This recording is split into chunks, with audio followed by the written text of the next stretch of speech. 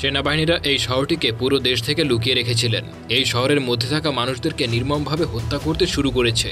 এই খবর যাতে বহির্বিশ্বে না যায় সেজন্য শহরের মধ্যে কেউ প্রবেশ করতে পারে না, এমনকি শহর থেকে কেউ বেরও হতে পারে না। তবুও এই কারফিউ উপেক্ষা করে কিভাবে একজন ট্যাক্সি ড্রাইভার এই খবর বহির্বিশ্বে জানিয়ে দেয় এবং এই অরাজকতা থেকে মানুষকে মুক্ত করে।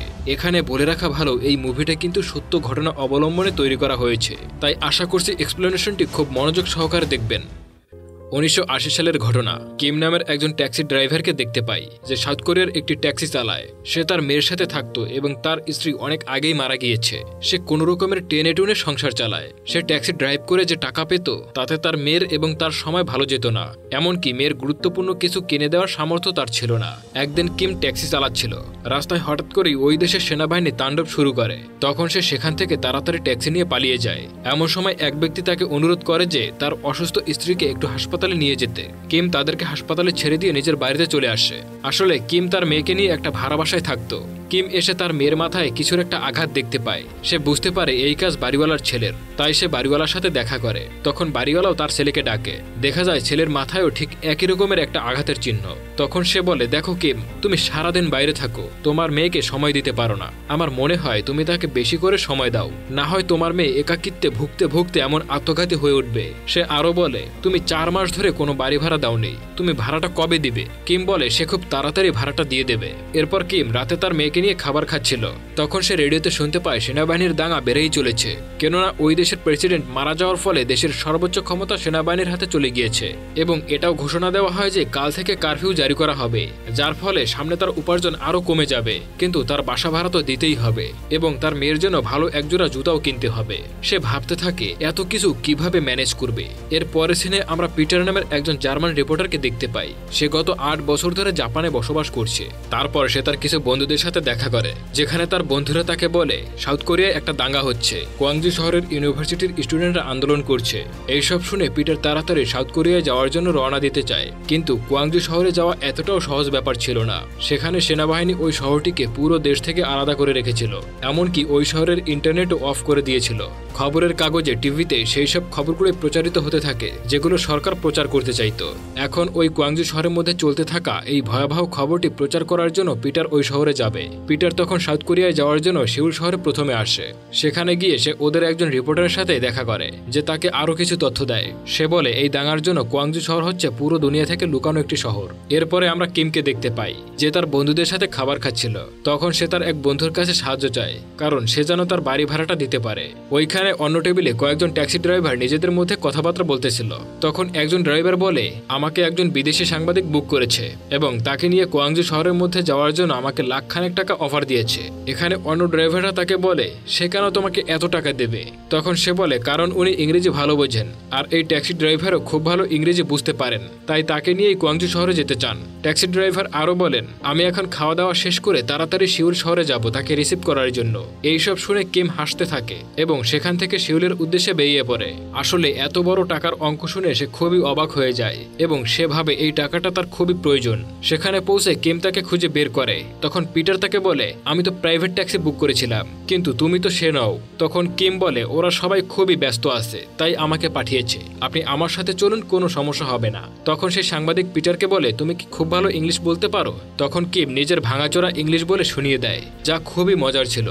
এরপর কিম পিটারকে নিয়ে ট্যাক্সিতে করে কোয়াংজুর উদ্দেশ্যে বেরিয়ে যায়। ট্যাক্সির ভেতরে কিম ড্রাইভারকে বলে, প্লিজ তাড়াতাড়ি যাও। তখন কিম বলে, আপনি কোনো চিন্তা করবেন না, আপনি ঘুমাতে পারেন। যেহেতু কিম ভালো একটা ইংলিশ জানতো না, তাই পিটার তার ভাঙাচোরা ইংলিশ শুনে বেশ মজা পায়। কিছুক্ষণ পরে কোয়াংজু শহরে ঢোকার 30 কিলোমিটার আগে একটা চেকপোস্ট দেখতে পায়, যেখানে সাউথ কোরিয়ার সেনাবাহিনী ছিল।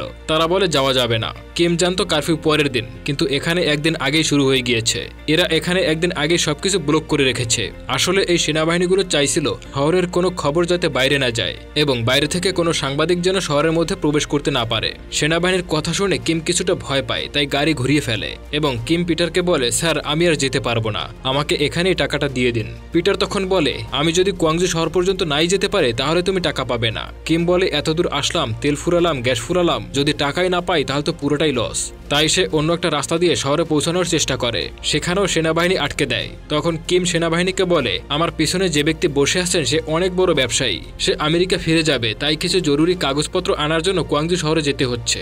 ওই কাগজপত্র না থাকলে সে আমেরিকায় ফিরে যেতে পারবে না। সেনাবাহিনীর তার এই সত্যকে বিশ্বাস করে নেয়, সেনাবাহিনী তাদেরকে ছেড়ে দেয়। এরপর কিম পিটারের কাছে টাকা চায়। কিম বলে এই কাজে অনেক রিস্ক আছে, তাই পুরো টাকাটা এখন দিয়ে দিতে। কিন্তু পিটার কিমকে অর্ধেক টাকা দেয় এবং বলে বাকি টাকাটা কাজ শেষ হলে দিবে। এরপর তারা দুজন কোয়াংজু শহরে পৌঁছায়। সেখানে কারফিউ চলছিল, তাই রাস্তায় কেউ ছিল না। হঠাৎ করে তাদের সামনে একটা ট্রাক চলে আসে এবং ট্রাকের মধ্যে কিছু ছেলে ছিল। তখন পিটার ট্যাক্সি থেকে নেমে আসে তাদের সাথে কথা বলার জন্য। পিটার যখন নিজের পরিচয় সাংবাদিক হিসেবে দেয় তখন ছেলেগুলো খুবই খুশি হয়ে যায়, কারণ তারা ভাবে এখন তাদের দাবি পুরো দুনিয়া জানতে পারবে। তাদের মধ্যে জেমস নামের একটি ছেলে থাকে যে ইংলিশে কথা বলতে পারত। সে বলে আমরা এখন হসপিটালে যাচ্ছি, কেননা ওখানে অনেক মানুষ আহত হয়ে আছে এবং অনেকে নিহত হয়ে পড়ে রয়েছে।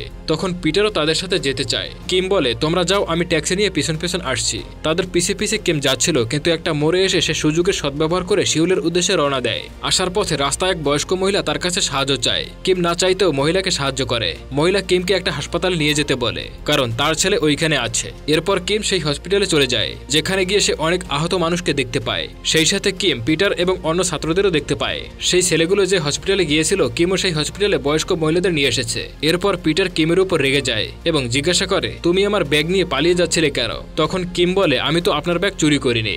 এমন সময় কিমের গাড়ি চেক করে সেই ব্যাগটি সেখানে দেখতে পায় এবং এই ব্যাগের ভিতরে রয়েছে খুব ইম্পর্টেন্ট তথ্য। তখন কিম বলে আমি পালিয়ে যাচ্ছিলাম না, তোমার ব্যাগ যে আমার ট্যাক্সিতে আছে সেটাও আমি জানতাম না। এবার কিম পিটার এবং জেমসকে ট্যাক্সিতে করে রওনা হয়, কারণ জেমস এখানকার লোক ছিল এবং সে খুব ভালো ইংলিশে কথা বলতে পারত। তার জন্য পিটার জেমসকে তার সাথে থাকার অনুরোধ করে। ট্যাক্সি ড্রাইভার কিমকে রিকোয়েস্ট করে যা কিছু হয়ে যাক 7টার মধ্যে আমাকে ফিরে যেতে হবে। এরপর তারা কোয়াংজু শহরের মাঝখানে চলে যায়। সেখানে অনেক মানুষের ভিড় ছিল। তারা পিটারকে দেখে সবাই খুশি হয়ে যায়, কারণ তাদের মনে হয় এখন তাদের এই দাবি সবাই জানতে পারবে। তারা পাশের একটা বিল্ডিং এর ছাদে চলে যায় এবং সেখানে তারা অন্য আরেকজন লোকাল রিপোর্টারকে দেখতে পায়। সেই রিপোর্টার তাদেরকে বলে তোমাদের কিন্তু খুবই সাবধানে থাকতে হবে, কারণ সরকার রিপোর্টার এবং বিদেশি লোকজন ধরে নিয়ে যাচ্ছে। পিটার এই বিল্ডিং এর উপর থেকে নিচে দাঁড়িয়ে থাকা মানুষদেরকে দেখতে পায়। তারা চিৎকার করতে থাকে এবং বলে আমরা জান দিয়ে দেব, তবুও মাথা নত করব না। ঠিক বাংলাদেশের ছাত্র আন্দোলনের মতো খুনি সেনাবাহিনীরা গুলি করতে শুরু করে দেয়, যাতে ভিড় কমে যায় এবং মানুষ যেন সেখান থেকে পালিয়ে যায়। তখন পিটার বলে আমাদেরকে নিচে গিয়ে রেকর্ডিং করতে হবে। এরপর তারা সবাই নিচে ভিড়ের মধ্যে চলে যায় এবং সেখানে গিয়ে রেকর্ডিং করতে থাকে। এরপর পরিস্থিতি আরো খারাপ হয়ে যায়। সেখানে বিপরীত দলের পুলিশ নরমাল পোশাকে চলে আসে এবং দূর থেকে পিটার রেকর্ড করতে থাকে। পিটারকে দেখে ফেলে ওই ছদ্মবেশী পুলিশরা, তাই তারা সেখান থেকে খুবই দ্রুত পালিয়ে যায়। তখন জেমসকে রাস্তায় নামিয়ে দিয়ে তাড়াতাড়ি শিউলের উদ্দেশ্যে রওনা হয়। তখন কিমের ট্যাক্সি কাজ করা বন্ধ করে দেয়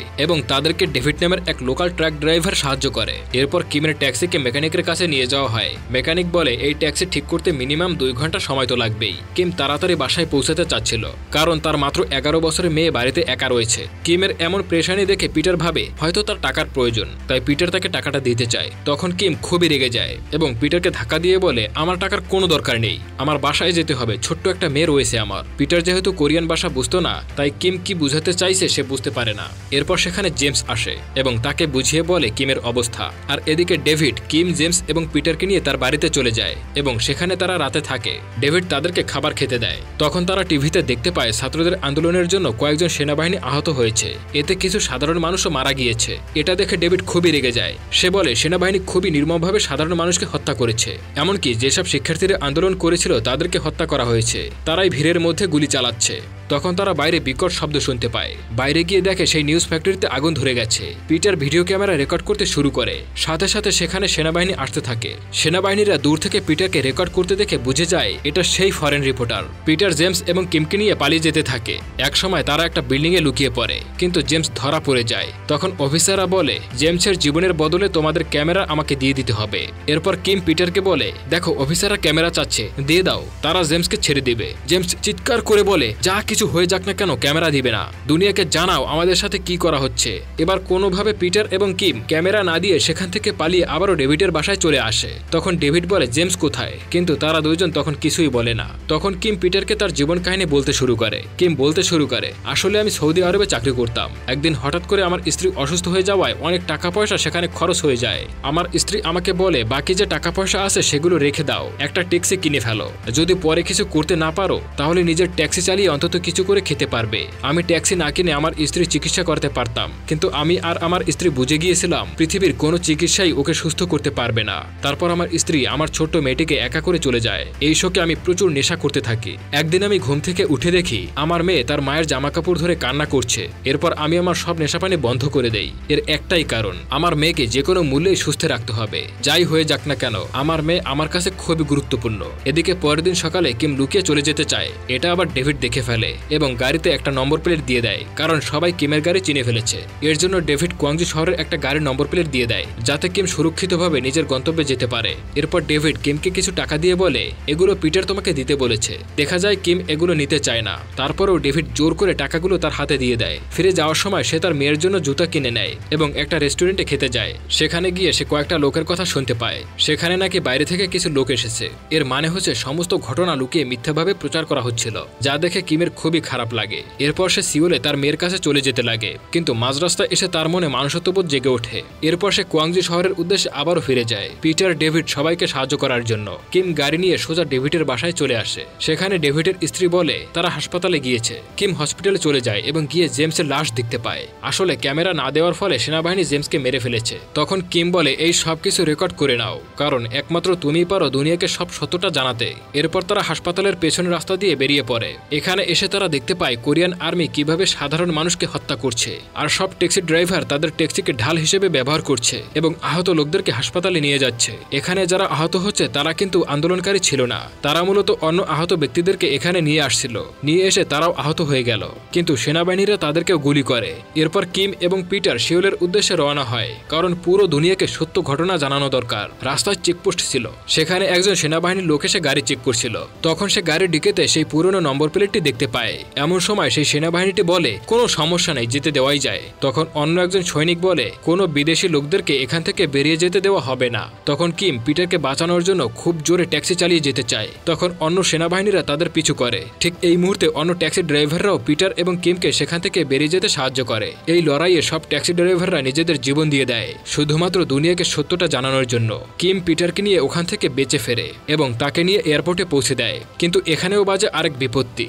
এখানে অন্য এক সিকিউরিটি খোঁজ নিয়ে জানতে পারে পিটারের ফ্লাইট 10টায়, এতে করে পিটারকে ধরতে পারবে। কিন্তু এয়ারপোর্টে পৌঁছে পিটার তার ফ্লাইট চেঞ্জ করে নেয়, যাতে সে তাড়াতাড়ি জাপানে পৌঁছে যেতে পারে। কিন্তু যাওয়ার আগে পিটার কিমের নম্বর এবং ঠিকানা নিয়ে নেয়, যেন সে ফিরে এসে কিমের সঙ্গে আবারও দেখা করতে পারে। এখানে দেখা যায় সাংবাদিক এবং একজন ট্যাক্সি ড্রাইভারের খুব ভালো বন্ধু হয়ে যায়, কারণ কিম পিটারের ডায়েরিতে তার সমস্ত তথ্য দিয়ে দিয়েছিল। এরপর তারা এখান থেকে বিদায় নিয়ে চলে যায়। এরপর কিম চলে আসে তার মেয়ে লিলির কাছে।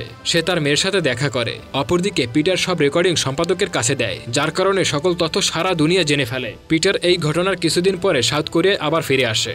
এসে সে কিমকে খোঁজ করতে থাকে। কিম যেই জায়গা ঠিকানা ও ফোন নাম্বার দিয়েছিল সেখানে মূলত কেউই ছিল না, কারণ সে নাম্বার আর ঠিকানা যেটা দিয়েছিল সেটা ভুল ছিল।